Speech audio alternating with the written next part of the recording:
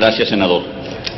El criterio de esta mesa va a ser flexible en el cumplimiento del reglamento en el orden que se desahoga, ya que estamos al mismo tiempo, por ser un extraordinario, las sesiones sesionando para dictaminar las minutas de la Cámara de Diputados.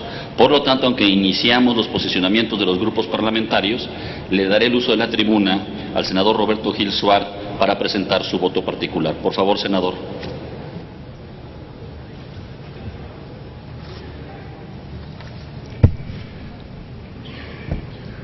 Con su permiso, señor presidente, agradeciéndole la flexibilidad para poder presentar este voto particular ante la Asamblea Plenaria de este Senado de la República.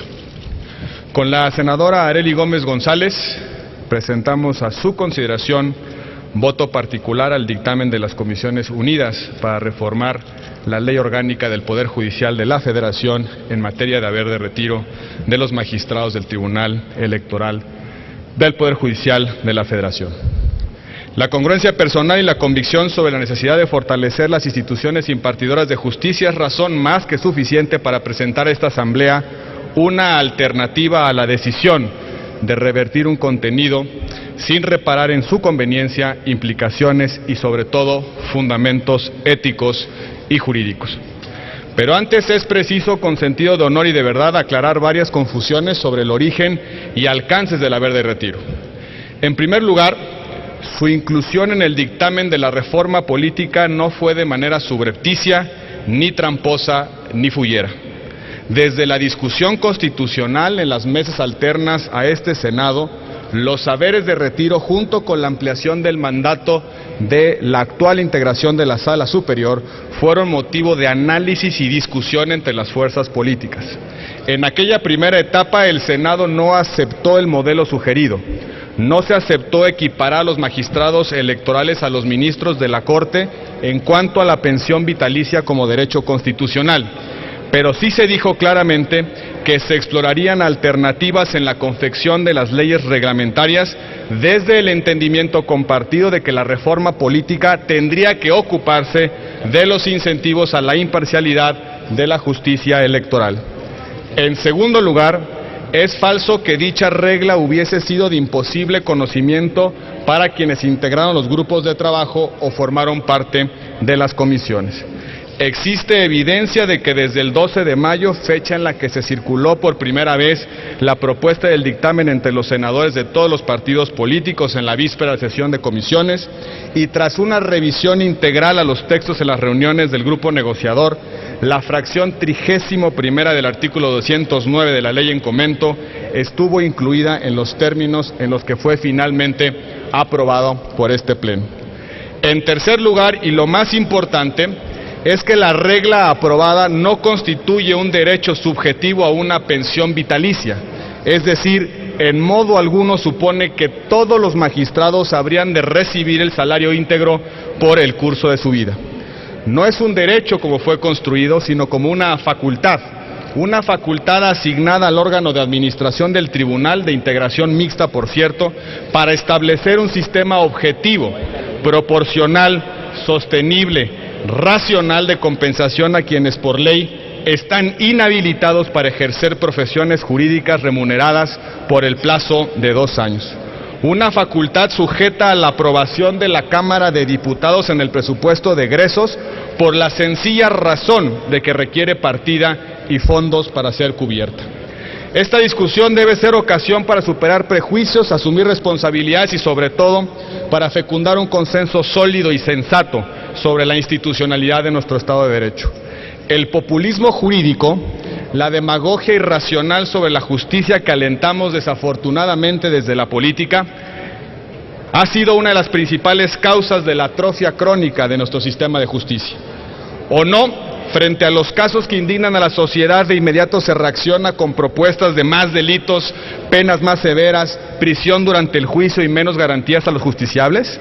Ese, compañeros senadores, es populismo penal.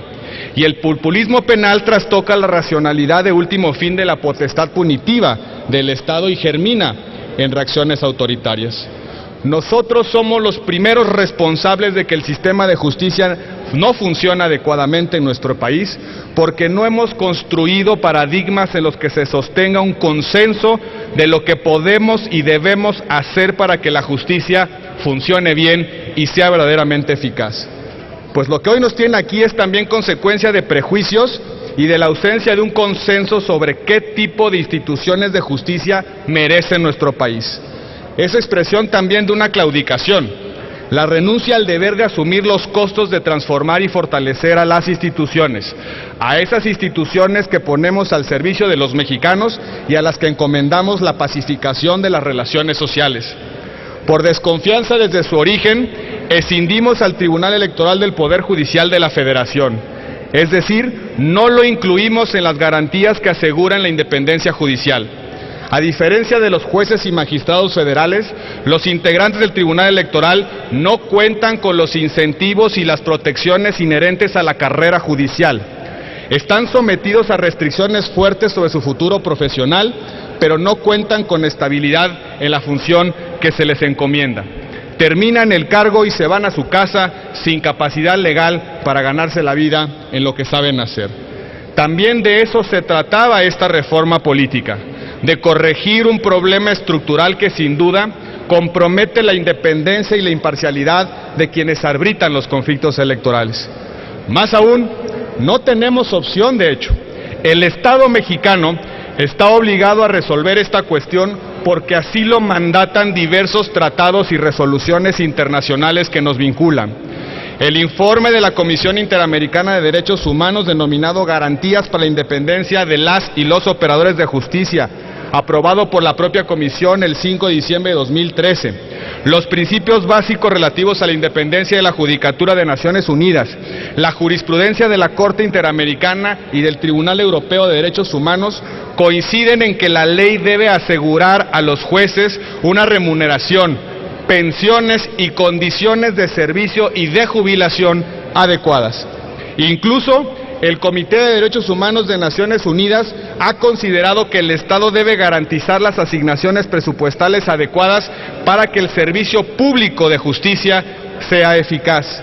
Exige al legislador garantizar la permanencia en el cargo de los jueces por periodos establecidos, su independencia y seguridad personal, así como una remuneración, pensiones, condiciones de salario y de jubilación dignas e invariables, máximo cuando el orden jurídico nacional establece una prohibición absoluta para aceptar o desempeñar cargo o empleo en órganos del Estado, salvo los no remunerados, o en su caso actuar como abogados, patrones o representantes en cualquier proceso ante los órganos jurisdiccionales federales.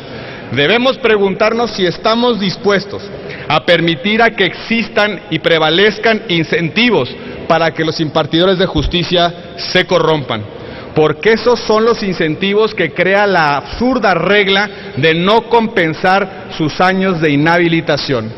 En el voto particular, en consecuencia, proponemos un modelo de haber de retiro con una duración máxima de 2 años, equivalente al 80% del salario correspondiente a su cargo, sin posibilidad alguna de monetarizar las prestaciones que hubiesen tenido durante el periodo correspondiente.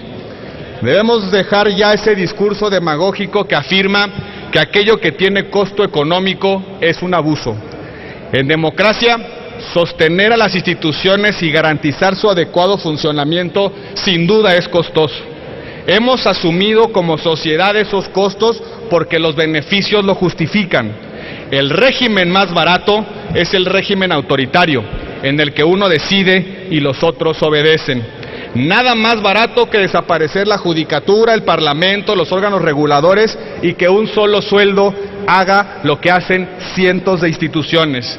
Esa es la anteojera que debilita la institucionalidad, que empobrece el debate y que demerita la existencia misma del Estado de Derecho. Todos hemos sufrido reveses de los jueces. Eso no nos autoriza a extraviar los propósitos que nos tienen aquí. Crear instituciones, maximizar derechos, fortalecer capacidades, dignificar a la política como el espacio de la racionalidad desapegada de pasiones, intereses y propósitos efectistas. Ojalá alguna lección saquemos de este episodio en el que, de prosperar la votación, habremos perdido una oportunidad para hacer lo correcto y fortalecer a nuestras instituciones. Por su atención, muchísimas gracias, señor presidente. Gracias, senador. Informo a la Asamblea que ya no hay ningún senador inscrito en posicionamientos ni en discusión en lo general. Pregunto a la Asamblea si alguien quiere inscribirse.